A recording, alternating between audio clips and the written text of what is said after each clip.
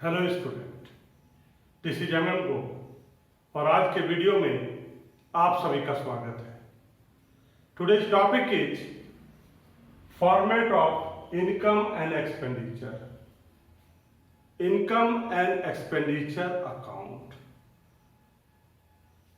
We will prepare every year end of the year. हम लोग हर एक साल ये अकाउंट बनाते हैं end of the year, that means 31st March. Every year we will prepare this one every year. My dear student, आज हम आपको बताना चाहते हैं कि इनकम एंड एक्सपेंडिचर अकाउंट के debit side you mean expenditure में क्या होगा और इनकम एंड एक्सपेंडिचर के क्रेडिट साइड में क्या होगा।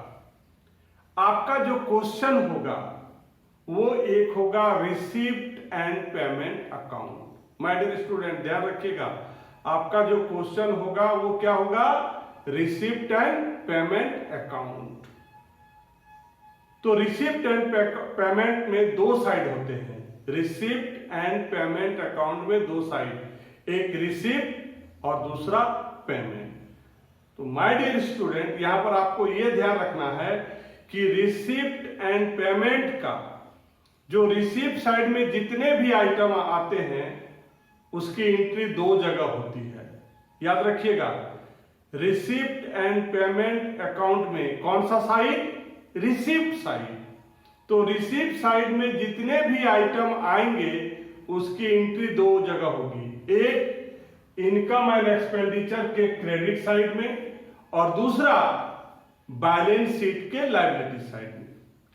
माय डियर स्टूडेंट, याद रखिएगा, हम आपको क्या बता रहे हैं, रिसीप्ट एंड पेमेंट अकाउंट के रिसीप्ट साइड में जितने भी आइटम होते हैं उसकी एंट्री सिर्फ और सिर्फ दो जगह होती है, एक इनकम एंड एक्सपेंडिचर के क्रेडिट साइड में और दूसरा बैलेंस शीट के लायबिलिटी साइड में।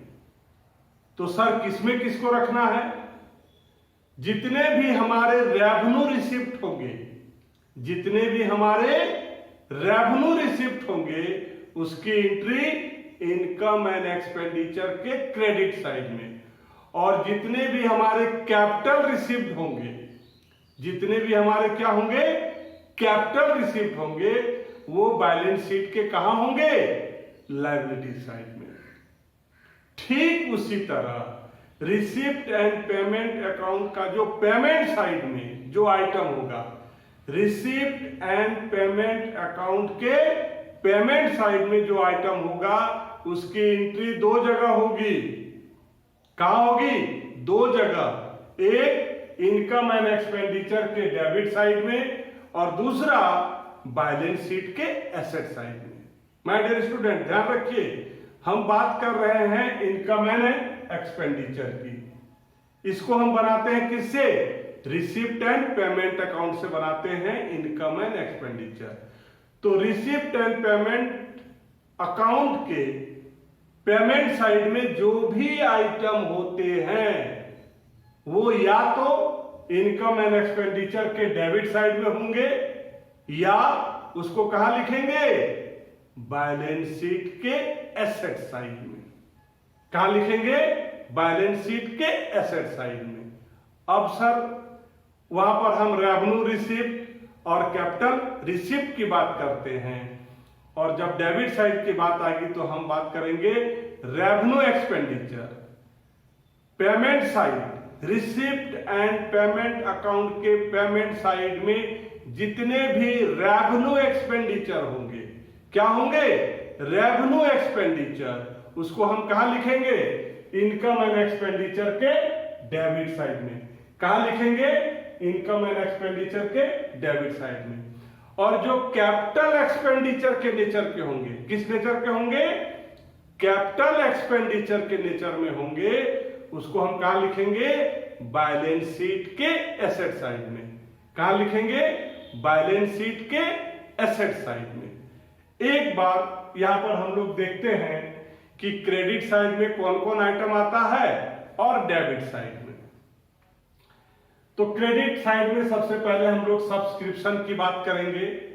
तो सबसे पहले यहां पर हम लोग सब्सक्रिप्शन में क्या लिखते हैं, subscription receive during the current year, subscription receive during the current year. उसमें दो चीज प्लस करते हैं, एक outstanding subscription at the end और advance subscription at the beginning, उसको हम लोग प्लस करते हैं और दो चीज को माइनस करते हैं, आउटस्टैंडिंग एट द बिगिनिंग को और एडवांस एट द एंड को माइनस करते हैं, जो वैल्यू आता है उसको हम लोग बाहर में लिखते हैं। इसके अलावा इनकम एंड एक्सपेंडिचर के क्रेडिट साइड में क्या क्या होता है, गवर्नमेंट ग्रांट्स, क्या होता है, गवर्नमेंट ग्रांट्स। ये जो एनपीओ होता है, NFPO, not for profit organisation, government भी दान देती है, उसको हम लोग बोलते हैं गवर्नमेंट ग्रांट।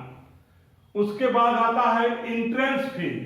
ये जो इंट्रेंस फी है ये दो तरह का होता है, एक रेवेन्यू का होता है नेचर का और एक कैपिटल का। अगर रेवेन्यू का होगा तो इनकम एंड एक्सपेंडिचर के क्रेडिट साइड में होगा, और अगर कैपिटल नेचर का होगा तो कहां होगा, बैलेंस शीट के लायबिलिटी साइड में होगा।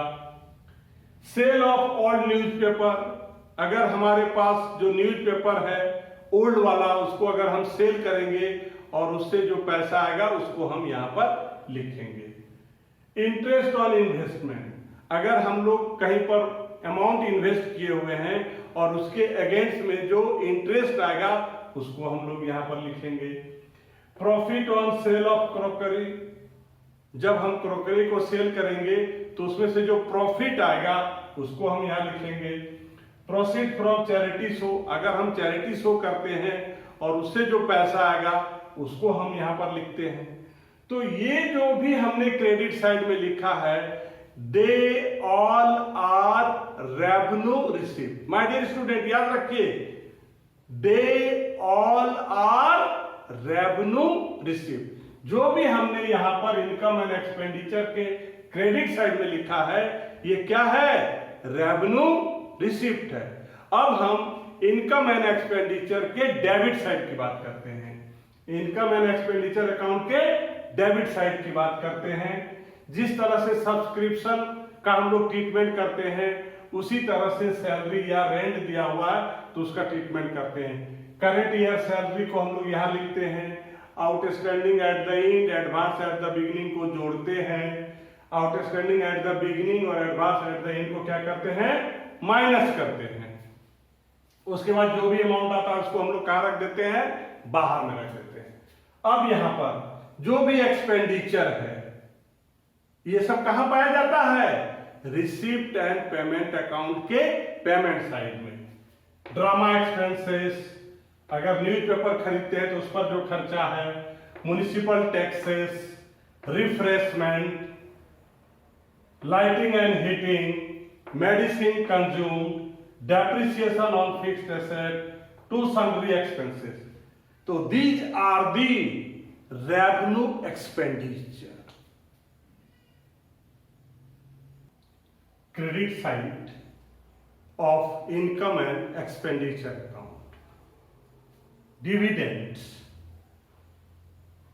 जब हम लोग शेयर परचेज करते हैं तो उसके अगेंस्ट में जो पैसा मिलता है उसको हम लोग बोलते हैं dividend. This is the revenue received.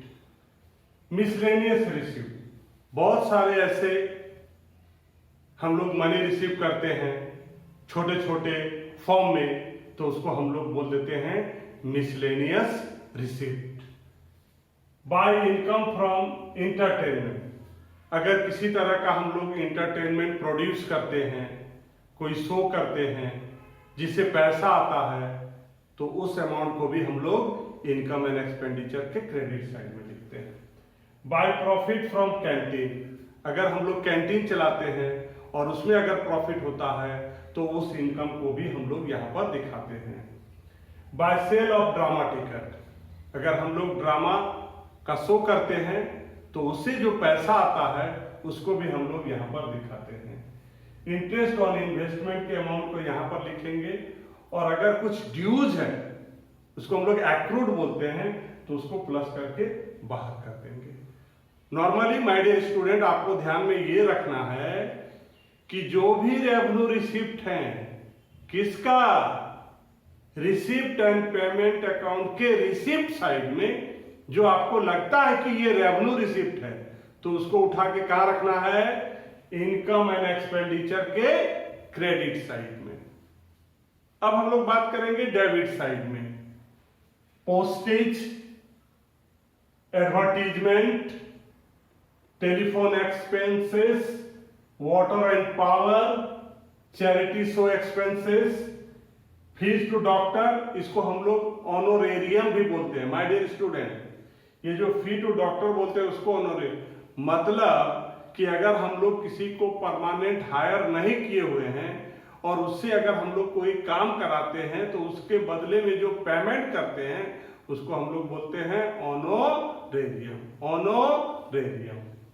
Electric bill expenditure, general expenses, audit fee, तो जितने भी रिसिप्ट एंड पेमेंट अकाउंट के पेमेंट साइड में किस नेचर का, रेवेन्यू नेचर का होगा, रेवेन्यू एक्सपेंडिचर नेचर का होगा, तो हम लोग उसको कहां लिखेंगे, इनकम एंड एक्सपेंडिचर के डेबिट साइड में। कहां लिखेंगे, इनकम एंड एक्सपेंडिचर के डेबिट साइड में। नाउ अब हम लोग इसको बैलेंस करेंगे, डेबिट का टोटल करेंगे, क्रेडिट का टोटल करेंगे और पता लगाएंगे विच साइड इज ग्रेटर। अगर क्रेडिट साइड अधिक हो तो सरप्लस होगा, अगर क्रेडिट साइड अधिक हो तो क्या होगा, सरप्लस होगा, और अगर डेबिट साइड अधिक होगा, अगर डेबिट साइड अधिक होगा तो यहां पर क्या होगा, डेफिसिट होगा या डेफिशिएंसी, इसको हम लोग डेफिसिट भी बोलते हैं, डेफिसिट। अगर डेबिट साइड अधिक होगा तो डेफिसिट होगा, और अगर क्रेडिट साइड अधिक होगा तो सरप्लस होगा। तो ये जो सरप्लस का अमाउंट है इसको हम लोग बैलेंस शीट में, वहां पर एक कैपिटल फंड नाम का आइटम पाया जाता है, उसमें प्लस करते हैं, और अगर डेफिसिट होता है तो कैपिटल फंड में क्या करते हैं, माइनस करते हैं। माय डियर स्टूडेंट, ये तो हमने आपको समझाया, लेकिन आपके पास एक अच्छा सा उपाय है। क्या, जब समझ में नहीं आए तो क्या करना चाहिए, रट्टा मारना चाहिए। फिर आप रटिए कि इनकम एंड एक्सपेंडिचर के डेबिट में क्या क्या होता है और इनकम एंड एक्सपेंडिचर के क्रेडिट में क्या क्या होता है। और अगर आपको समझ में आ रही है माय डियर स्टूडेंट, अगर आपको मेरी पढ़ाई समझ में आ रही है तो प्लीज मेरे चैनल को सब्सक्राइब कीजिए। Thank you.